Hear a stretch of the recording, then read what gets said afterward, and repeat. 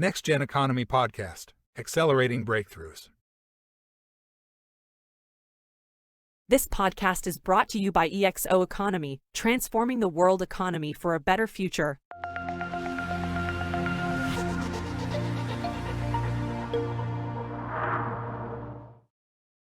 This podcast is brought to you by Futureville, imagining and building places worth living for.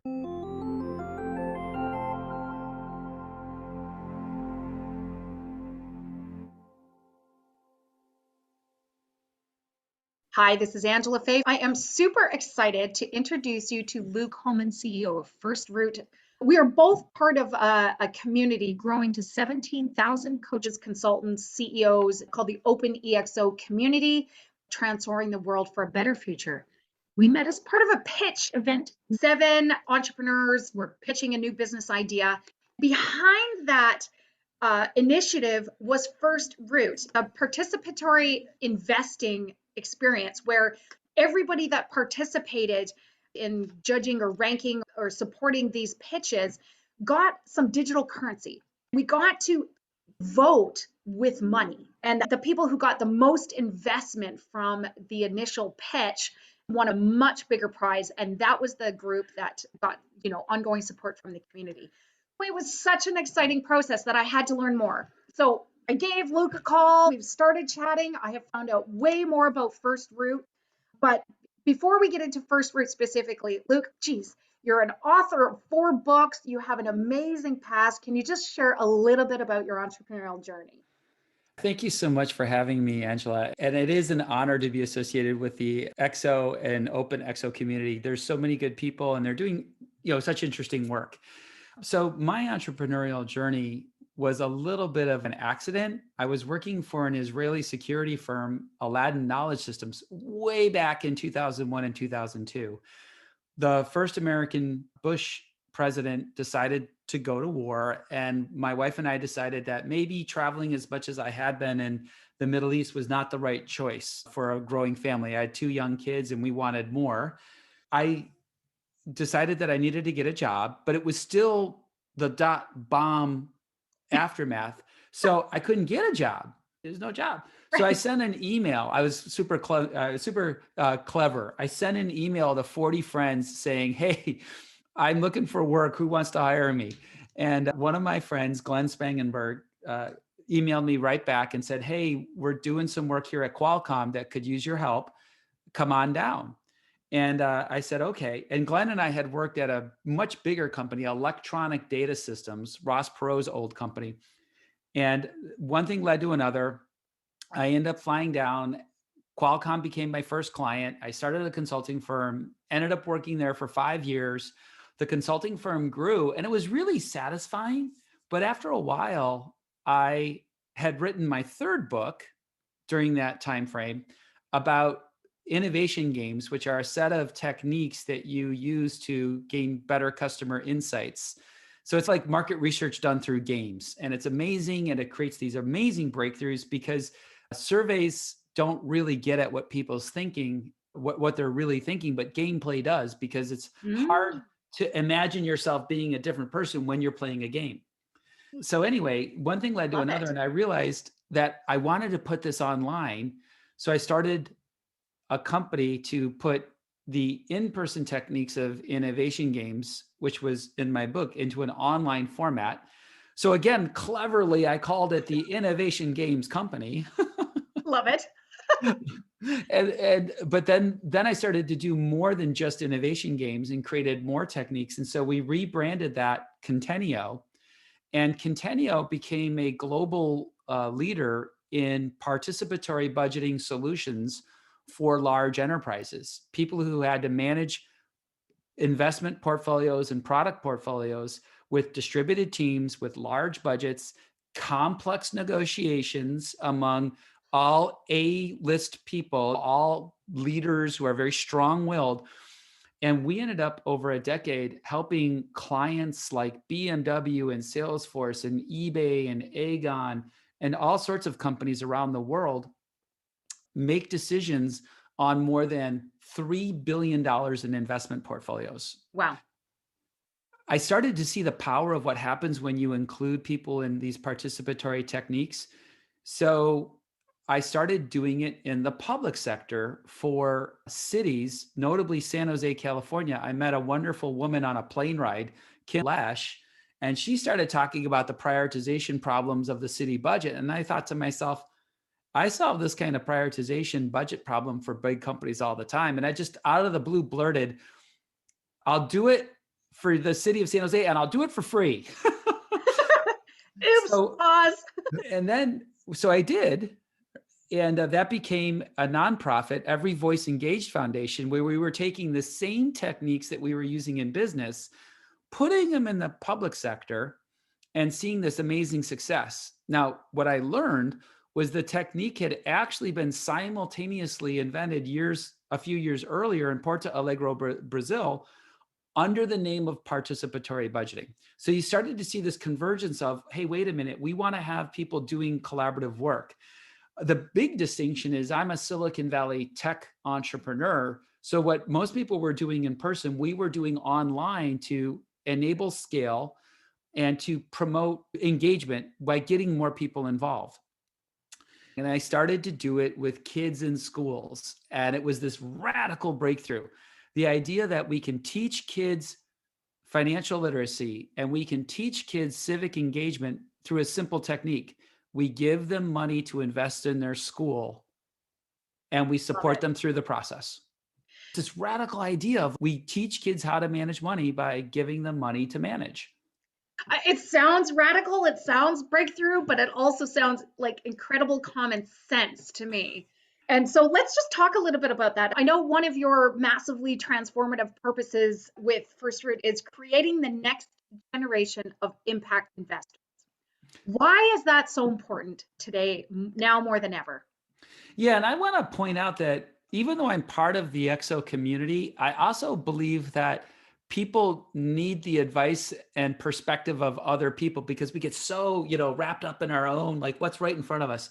So that massive transformational purpose was actually helped to be created by one of the ExO coaches, Curtis Mickelson. So I would give people one entrepreneurial advice that I give for everyone is that there's the Silicon Valley myth of the lone entrepreneur that is just so far from the reality of successful entrepreneurs are partly masters at getting help. Yes. We're good at asking for help. Okay, so now back to the massive transformational purpose of creating the next generation of impact investor. If you think about what an impact investor is, it's someone who is using their capital to create more than just a financial return. Yes.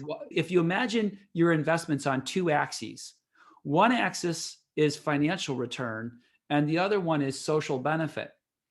You could say pure finance in the Wall Street model is just a financial return. We don't really worry too much about what we're doing to the environment.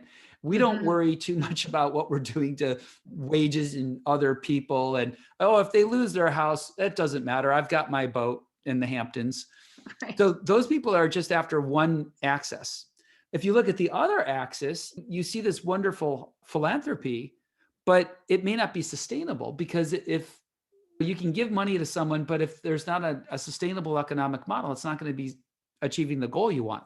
So an impact investor tries to create both a positive financial return and a positive social impact. The way we look at that is to be an impact investor, you have to have the means and the mindset. You have to have enough money to make an investment, and you have to have the mindset that your investment can do more than create a financial return. Love it. So how do we create that in kids? How do we create the next generation? Again, we go back to participatory budgeting in schools. The first thing we do is by giving the schools and the kids money, we've given them the means. Now we have to work on the mindset. Yes. The mindset is the process of participatory budgeting. The kids are in the lead at every stage, and there's 5 distinct stages. The first stage is planning. You go to the students and you say, what's the theme? Is it about school safety? Is it about school spirit? Is it about preparing for life after high school or after secondary school? Some kids go to university. Some kids take a vocational trade. These are all fine. The next is who should be involved. Is it the whole school, or is it, say, the seniors? What is the role of inclusion? Should parents be included? Should teachers be included? Once we know the theme and the budget, the kids go into ideation. What are possible proposals that could improve the school according to the theme? Then they refine those proposals and they assess them. Can we afford it? Who is impacted? How are they impacted? Is this an operating expense or a capital expense? And now, Angela, what you're starting to see is this notion of integrating civics in the beginning of planning. Who should be involved? And finances, how much budget do we have? With now we're talking about civics and finance again in refinement. Who is benefiting? How much does it cost? Then the best ideas are put into a ballot, the kids vote, and the proposals that are selected by the kids are implemented. Now, we do as much as we can to get the kids to implement the proposals. Sometimes you have to have teachers and the school administration involved, but you really want to try and keep the emphasis on empowerment and engagement with the kids. So before I have a few specific questions about that, but I want to say participatory budgeting really is the essence of what we're talking about. Luke, what does participatory budgeting disrupt? What is the other that we're evolving past? Yeah, and we like to frame it this way. As a software person, software has an opinion, right? It has a bias, it has an opinion. In the ExO community, we talk about one of the 10 attributes is algorithms. Well, we now know that algorithms done the right way can have a bias, and that bias can be positive or negative. So we like to say we have a positive bias, and the soul of our app is this process of participatory budgeting. And it does need to disrupt a few things. The first thing it disrupts is what the Agile community calls the hippo. And the hippo is the highest paid person's opinion, or the CEO's leader's opinion. So imagine, for example, and I'll give you a really concrete example. If you went to the principal of a school or the teachers of a school, the leaders of a school, and you said, what areas do we need to improve? Chances are they would choose things that would be associated with academics. Not a problem. We want to improve academics. What we find is a consistent theme in participatory budgeting when you ask the kids Is bathrooms. Okay, that's not what I was expecting. I know. It's not what anyone expects. I was expecting playgrounds, but okay. And who knew? And so then you scratch your head and you're like, why would the kids want to improve the bathroom? Let's start off with the very simple thing. The teachers and the principal don't go to the same bathroom that the kids go to. Right. So this is like this classic example that we see in business. The leaders do one thing, the workers have a different separation, no matter who the leaders and workers are. And the people who are closest to the lived experience are the people with the best ideas on how to improve it. I love that. The people with the most proximity to the lived experience have the most insight. Always, right? Yeah. Now, the other thing that you'll see is, and by the way, this is not to make the principal and the teachers sound like they're villains. The reality is they don't have that lived experience. And so the people are operating, I'm a big believer in assuming positive intent of an individual's behavior. There's not negative intent about the principal. They're just unaware. Yes. And when you're unaware, you can't make the same decisions. Now, the other kinds of things that you see the kids do is they make incredible infrastructure investments. You routinely see them making infrastructure investments to the point that I recently published a blog post that kind of did a meta-analysis of participatory budgeting case studies from around the world. And you consistently see, no matter where you go in the world, that the kids are creating these, in a sense, capital investments or these infrastructure improvements within their schools. The other thing that we're disrupting is, and I'm going to put this a little bit more into a spin on the business community, and then I'll come back. One of the things that happens in business is we set the strategy or we set the strategic plan, and then we communicate it, and we want to get people involved in executing. The traditional process in business is that the leaders get together, they set the budget, they set the intention, and then they go out and they justify why this happened, Yeah, what's going right. on. That process can take, despite what people say, they make a small decision that takes a long time to implement because people have questions. They want to know. If you can engage people in participatory budgeting up front, they've had the chance to answer those questions. They understand the results, even when the final results may not match what their preferences are. They've built the notion of the idea that they have not consensus, but consent. So going to the holacracy community, I've been listened to, I've been heard, I understand the reasons for the decisions. Now let's go execute. And what we consistently find in business is that we can shave 2 to 3 months of execution time, because that execution time is really communication of the decision. Whereas in participatory budgeting, Right. because you've engaged so many people in that process, they are actually ready to execute. So Luke, just because we are talking about business and potentially government as far as using participatory budgeting, I just imagine stepping into the shoes of somebody listening who is in those roles, and just this idea that, oh my, if I let everybody participate in the budgeting process, this is going to take forever, or it's going to be hard, or I'm going to get a whole lot of naysayers. What's your actual experience in combating some of those fears? Yeah, well, there's some really interesting experiences on that. I bet. The first is that there are times where you really don't want every single person involved. And part of that is because some people in the corporation may not have the wisdom or the experience, or they may be biased without even understanding their own biases. For example, we had a requirement in our system that we called the Cisco requirement, because Cisco came to us and they said, look, the way our systems are connected, your systems in our back end, is that everyone signs in through single sign-on for security, which is great. However, we give our contractors single sign-on IDs, and we actually don't want our contractors involved in setting budget priorities. That's really not who we should be listening to. This is intended for our employees. So it's very natural for an organization, when they're about to embark on participatory budgeting, to make thoughtful choices about who really should be included. I think it's entirely reasonable to exclude your contractors. Now, not everyone does that. We have other clients at Continue who did include contractors. It's just something that you want to be thoughtful about.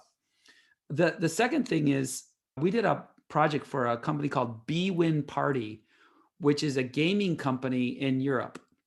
So they do sports betting, they do poker, and they do casino games online. Pretty big company, more than €1 billion in revenue.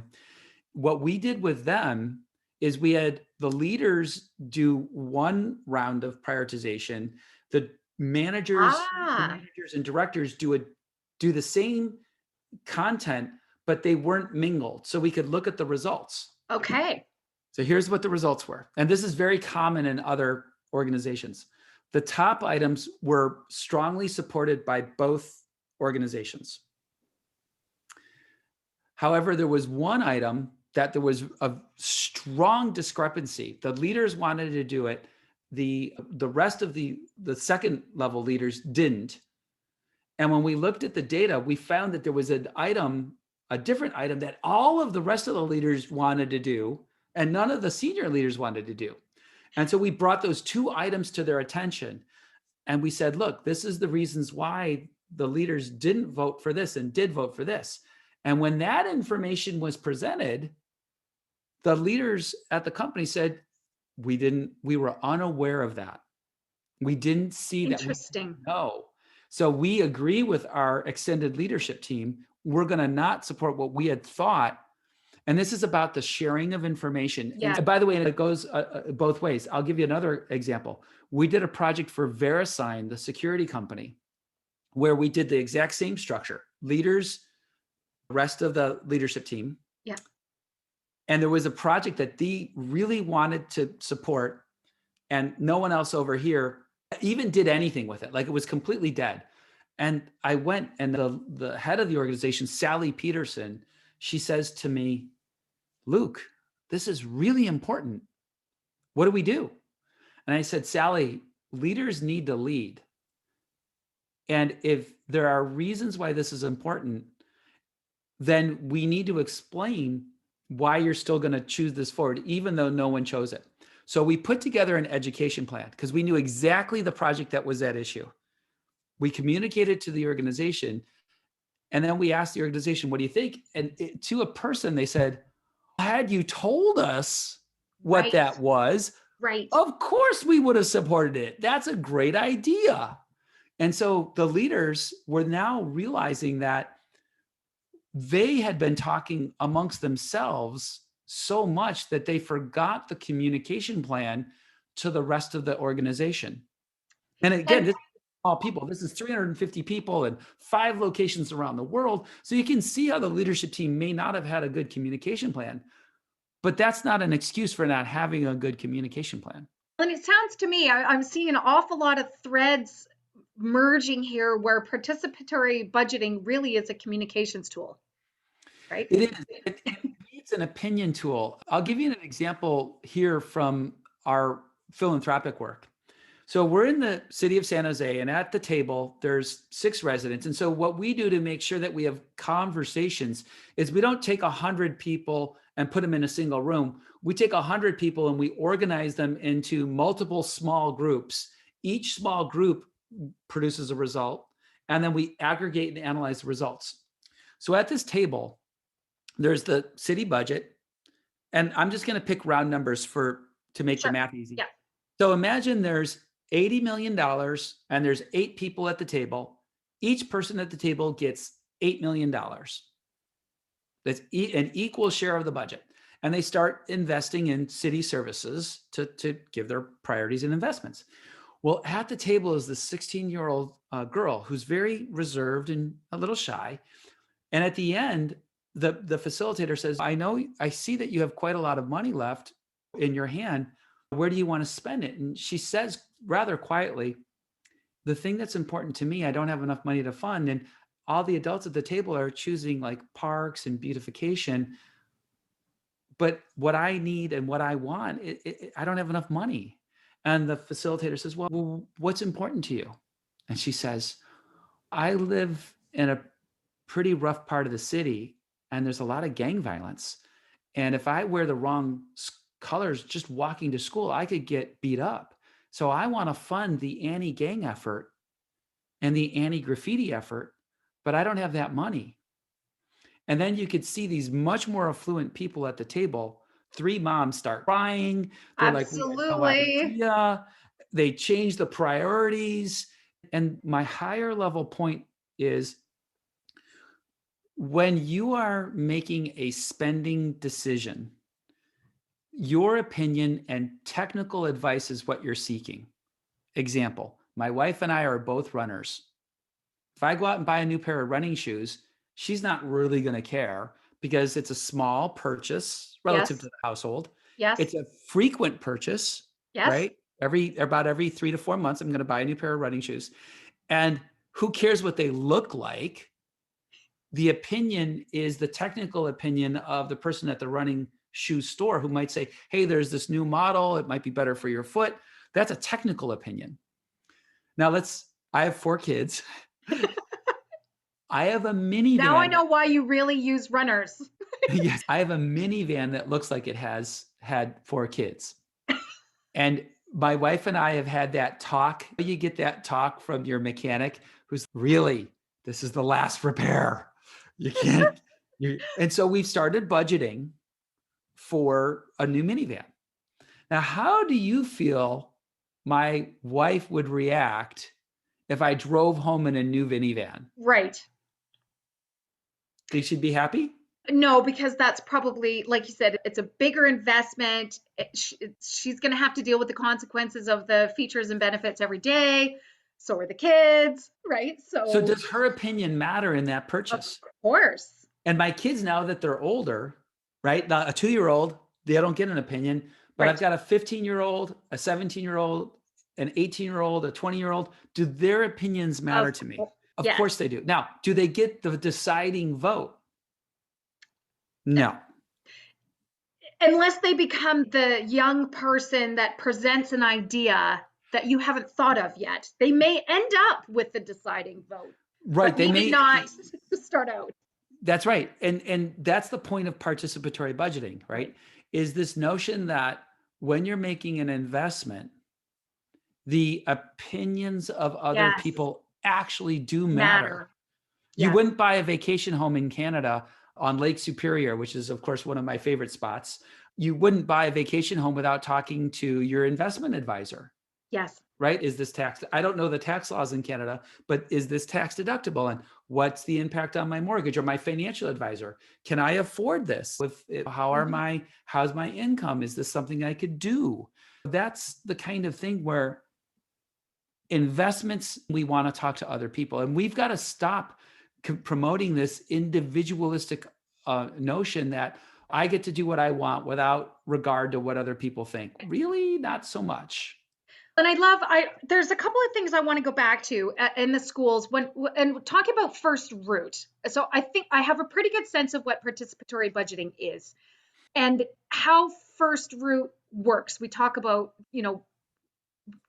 giving everybody a little piece of the pie once we know what the goal is and once we know who needs to contribute. FirstRoot's plan is to put 1 billion into schools.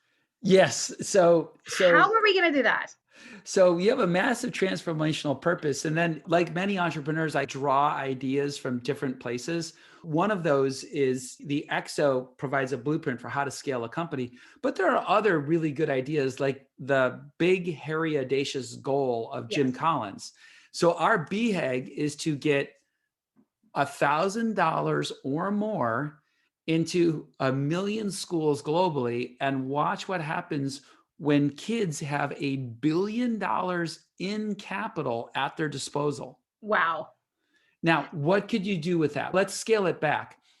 If I give, and the way I build this up is if I go to a classroom of, say, 25 kids and I give them each $10, they have $250 and they can make their classroom better and they can go and learn the process. If I go to a roughly average sized school in America, which is about 500 kids, and I give them just a couple of bucks, right? Now I might have $1,000 for that school to engage in participatory budgeting. Now, if I take that same number and I go to 3,000 schools in California, I've now got $3 million. What could kids do with $3 million? Could they do a political action committee to make even bigger change happen? And could we teach them these techniques? So the goal is, by creating cross collaborative opportunities with real money, we can start to create more equitable outcomes for all students everywhere. If we were to engage and we're going to create the next generation of Canadian or American or global impact investors, how can I, as a parent or a teacher or an education leader, start this process with you, Luke? Well, let's actually leverage some of our ExO thinking. So for those listeners who aren't aware of exponential technologies, we can rope in a few of those concepts. One of the important elements of the ExO community is to have staff on demand, which really means you don't have to have everyone be an employee to accomplish a big goal, or at least that's my interpretation of it. So where does staff on demand come in? I'm not hiring every teacher. I'm creating a software platform that teachers and parents and administrators can use. The second aspect of the ExO that I want to leverage is community and crowd. Who is the community? By definition, the school is a pre-built community. It's a pre-trained unit that we can work with. Now I start to have engagement. I'm going to skip a little bit on the ExO world. There is nothing more engaging to a kid or a person to say, we trust that you will make a good decision with this money, and you have to work with others to do it. That's incredibly liberating. It's incredibly powerful for those people. And I'm going to switch to, the ExO community knows that there's two sides to ExO. There's something called scale and ideas. So now I'm going to switch to the experimentation side. One aspect of experimentation is if you're a parent, you balance two competing goals, which is I want to give my child the opportunity to succeed, and I want to make sure that failure doesn't permanently harm them. Right.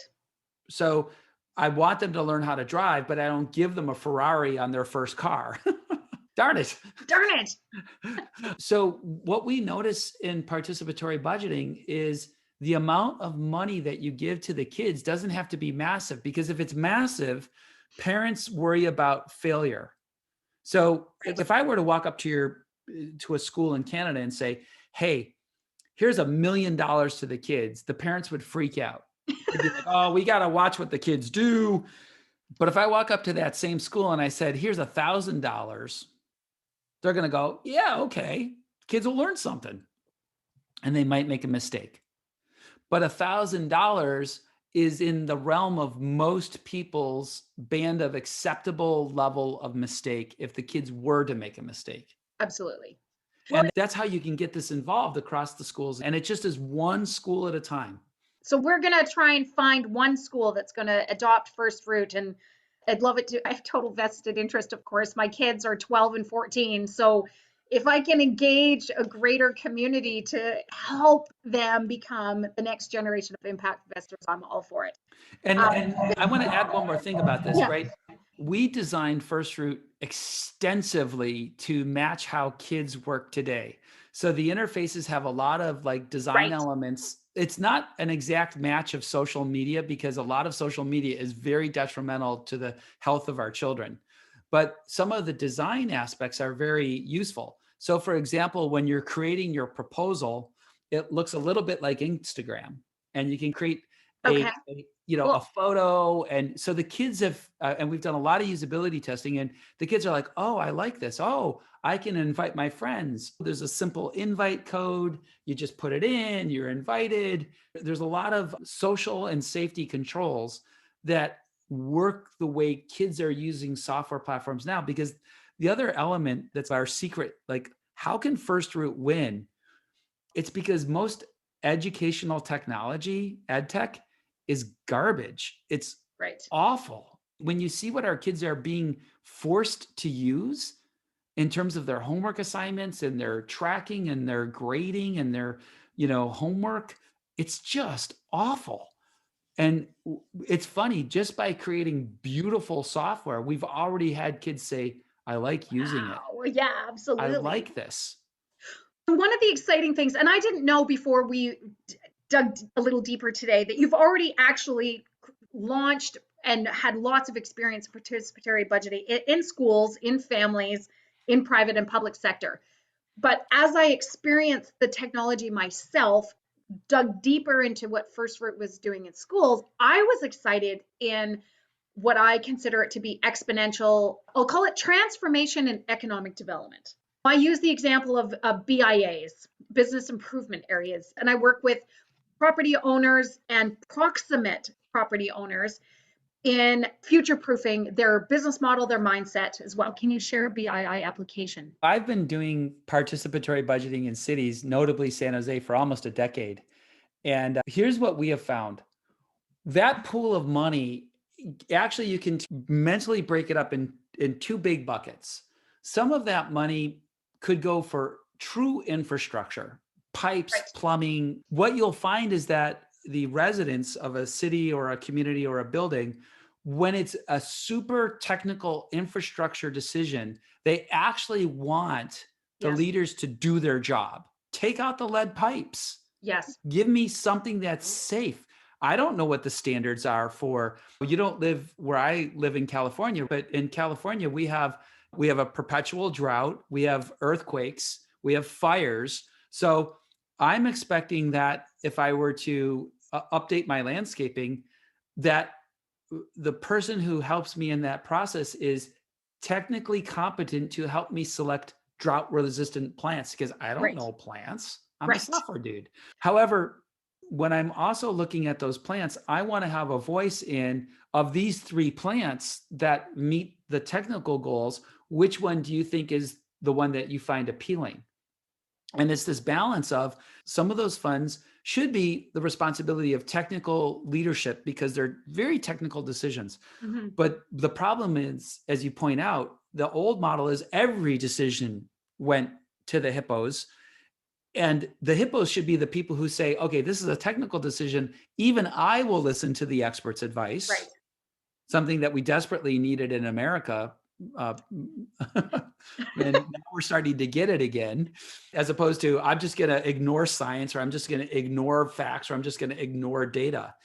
Then there's that second thing, which is who is the person who can best identify the problems that need to be solved? It's the people who are living in that community in the BIA. And I think that the work of participatory budgeting and the way that it can solve problems is a perfect fit for that situation. Absolutely.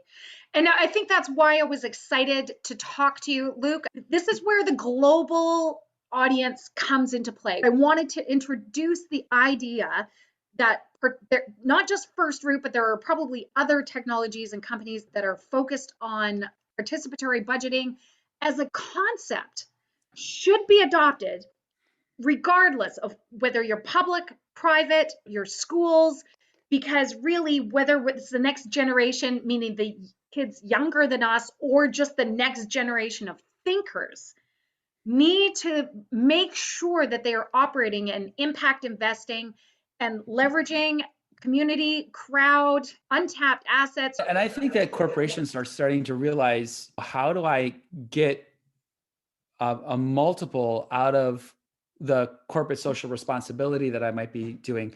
So for example, here in California, and it's not surprising, right? Salesforce is located in San Francisco, but we had one Salesforce executive make a contribution to a high school, and Salesforce matched it because they have a corporate social responsibility team that will match educational investments.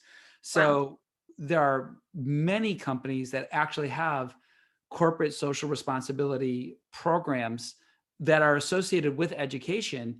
And I don't know the Canadian structure as well as the American, but in America we have parent teacher associations, PTA. Yes, we do here too. Yep. And what we find is that a PTA is a fantastic source of funding, because what happens is it's the end of the school year and the PTA has a few $1,000s left.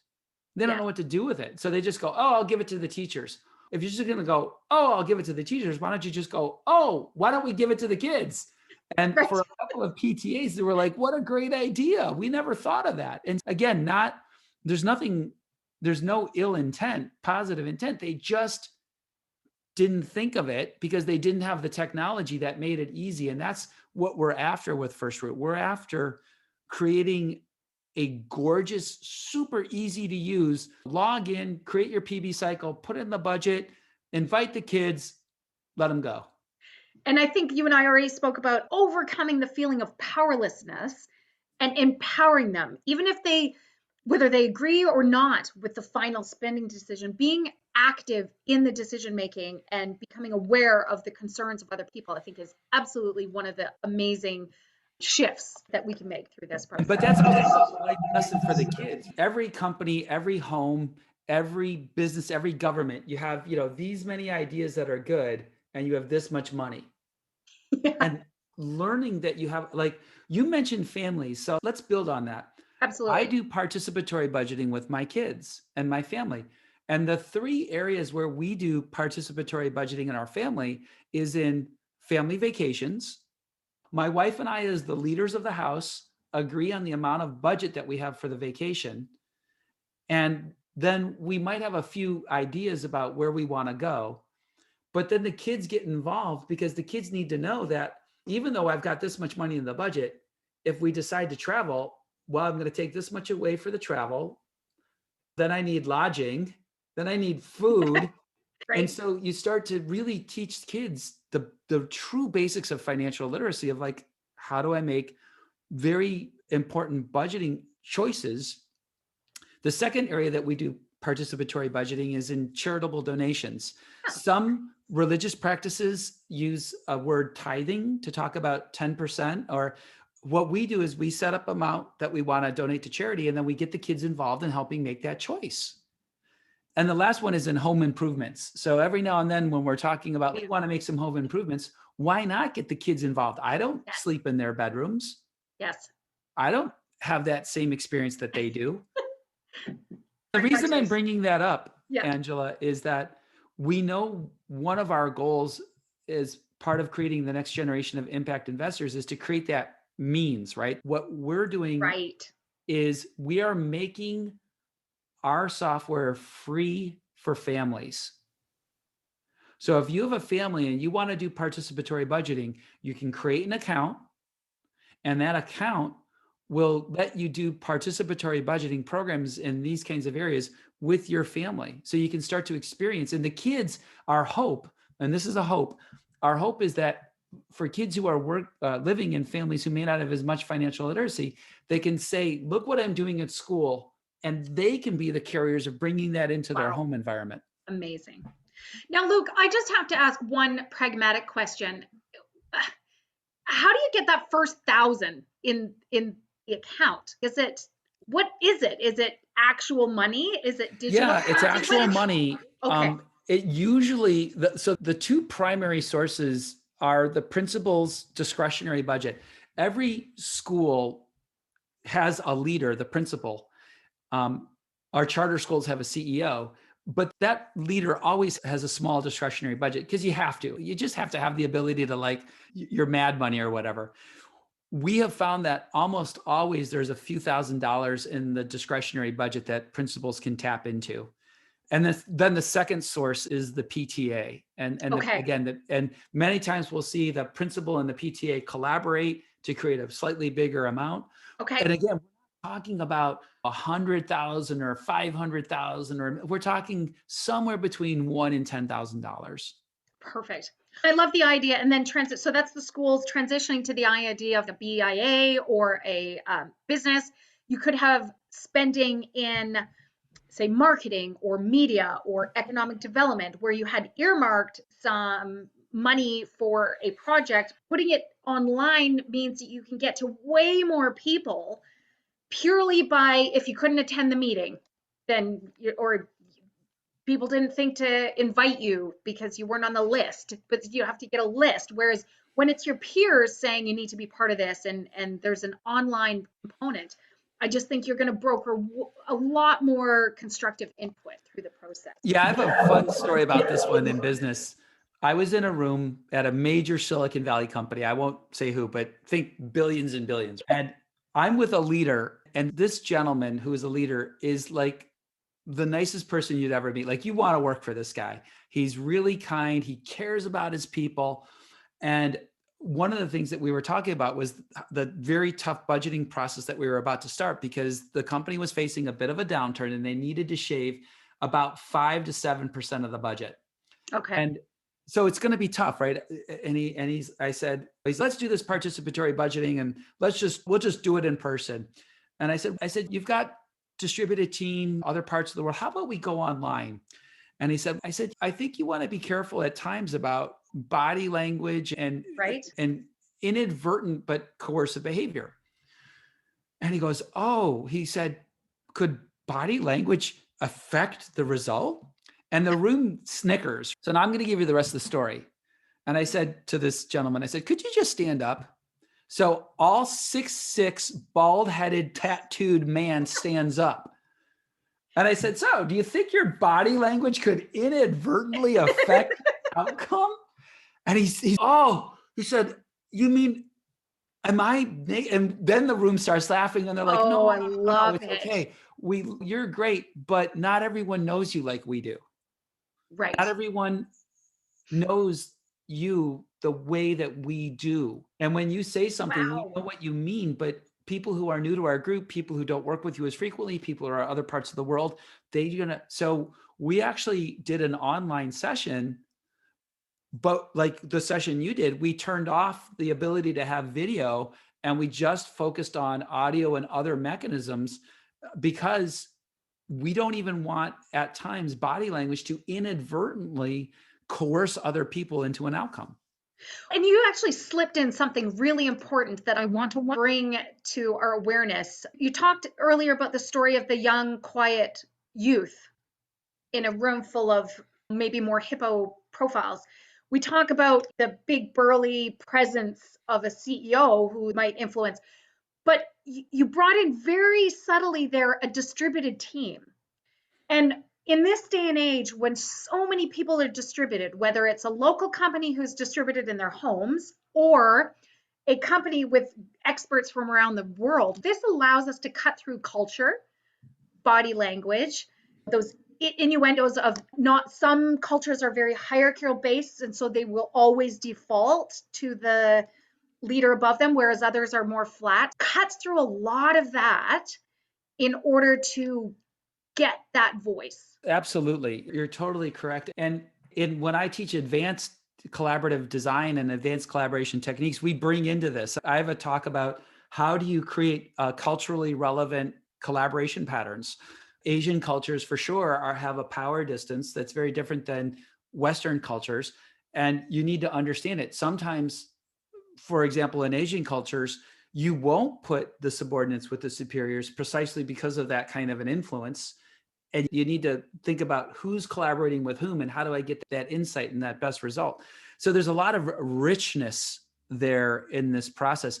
The one thing that I like about participatory budgeting is that the money is equal, and money is an incredibly powerful equalizer for making voices heard. In terms of some people, and even in our own democracy here in America, people will say things like, I don't feel like my vote counts. You put them in a session with participatory budgeting and they have the same amount of money as the rich people. Wow. Yeah. Then they have the same amount of impact. I love it. So one thing, normally I would ask things like, who are your influencers and what books are you reading? But I feel compelled to finish off on the fact that you've written 4 books. Luke, can you tell me what those 4 books are and what the topic is about? Sure. And I'll warn the readers on which one I think they should actually read. Okay, great. Absolutely. So my first book was called Journey of the Software Professional, and it was a rather dry academic exploration of organizational behavior and cognitive psychology of software development teams. Most people listening to this, you don't need that book. Okay, great. The next book 2, and it was very dry. It was at the time of my career where I was just getting out of the University of Michigan and I thought I needed to be a real academic, and it's very dry, like the papers you read in graduate school. Just a book of them. The next book is Beyond Software Architecture. And what that does is it takes the notion of what software architecture is about and then adds all of the ideas that you need to create a working company or a working product, support APIs, all that stuff. It's a pretty good book. And if you're a product manager for a tech company or a CTO, it's a perfect book for you. The next book is Innovation Games. And that book is about how to harness the creative talent of your customers and your employees through serious games. Now that book I'm very proud of it. It's short and sweet and very direct and super practical. If you're in the fields of market research, portfolio management, product management, it's a great book for those techniques. And then my last book, an ebook on portfolio prioritization for large companies. And you can see in that ebook a lot of the techniques that we're bringing into schools. I didn't mention this yet, Angela, but when we talk about financial literacy or we talk about civic engagement, we're talking about life skills, things that I need to live in a democracy in the modern world. A life skill requires 3 things: facts about the technical side of it. What is an interest rate, or what is the structure of the Canadian government? The second thing I need is the ability. I need the ability to read 2 candidates' platforms so I know which candidate I want to vote for. I need an ability to look at 2 investments and know which of those investments is capital expenditure versus operational expenditure. But the last thing, and if you look at our schools, we get facts, we get a little bit of ability, but the thing that's missing the most in our educational systems is disposition. Let's go to politics. Are you a little more conservative, or are you a little bit more liberal? or a little bit more libertarian. Those that your disposition is going to influence your vote. Let's go into financial matters.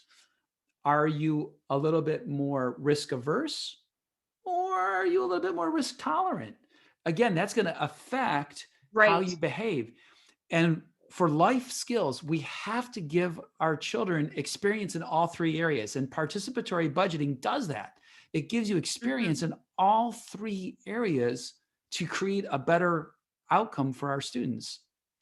So I'm super excited. We are going to share Luke's fourth book via social link for all of you who've shared this whole entire journey with us about experiences and how you can adopt participatory budgeting in your own family and in your business. And of course, and I'd like to leave people with the idea that old school methodology is dead. Participatory budgeting is the way of the future.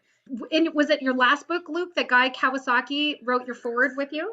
Guy Kawasaki actually wrote the foreword to Beyond Software Architecture. Okay. And Joan Waltman, who was this amazing leader at Qualcomm, Joan wrote the foreword to Innovation Games. And so I've been blessed with having really amazing people be kind enough to share some of their wisdom and expertise and help me out with writing forwards. And I think that's a perfect thing to leave on. Luke, thank you for sharing your wisdom. I'm very honored to be here. Thank you so much. Luke, how can people get a hold of you post-podcast? You can look me up on LinkedIn, Luke Hohmann. You can get me at FirstRoot at luke.hohmann@firstroot.co. Awesome. Thanks for joining us today on NextGen Podcast.